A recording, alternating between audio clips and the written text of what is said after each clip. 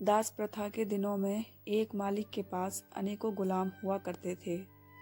उन्हीं में से एक था लुकमान। लुकमान था तो सिर्फ एक गुलाम, लेकिन वह बड़ा ही चतुर और बुद्धिमान था। उसकी ख्याति दूर दराज के इलाकों में फैलने लगी थी। एक दिन इस बात की खबर उसके मालिक को लगी। मालिक ने लुकमान को बुलाया और कहा, सुनते हैं कि तुम बहुत बुद्धिमान हो। मैं तुम्हारी बुद्धिमानी की परीक्षा लेना चाहता हूँ।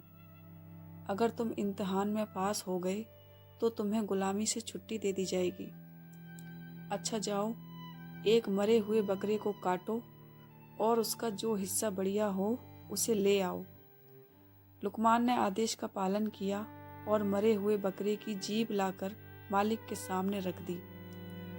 कारण पूछने पर कि जीभ ही क्यों लाया, लुकमान ने कहा, अगर शरीर में जीभ अच्छी हो तो सब कुछ अच्छा ही अच्छा होता है। मालिक ने आदेश देते हुए कहा, अच्छा, इसे उठा ले जाओ और अब बकरे का जो हिस्सा बुरा हो उसे ले आओ। लुकमान बाहर गया, लेकिन थोड़ी ही देर में उसने उसी जीभ को लाकर मालिक के सामने फिर रख दिया।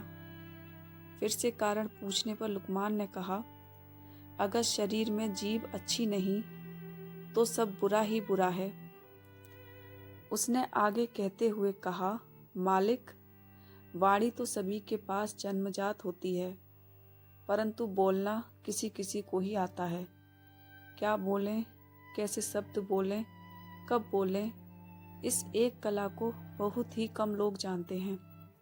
एक बात से प्रेम झरता है और दूसरी बात से झगड़ा होता है। कड़वी बातों ने संसार में ना जाने कितने झगड़े पैदा किए हैं। इस जीभ ने ही दुनिया में बड़े बड़े कहर ढाए हैं।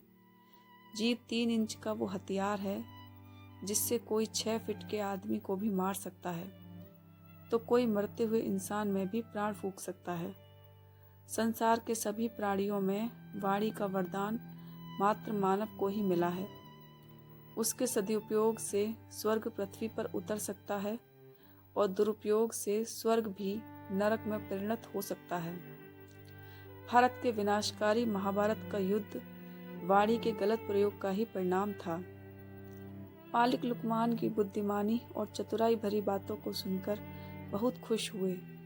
आज उनके गुलाम ने उन्हें एक बहुत बड़ी सीख दी थी और उन्होंने उसे आज़ाद कर दिया।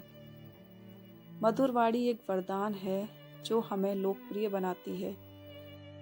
वहीं कर्कश या तीखी बोली हमें अपयश दिलाती है और हमारी प्रतिष्ठा को कम करती है। आपकी वाणी कैसी है? यदि वो तीखी है या सामान्य भी है तो उसे मीठा बनाने का प्रयास करिए। आपकी वाणी आपके व्यक्तित्व का प्रतिबिंब है, उसे अच्छा होना ही चाहिए।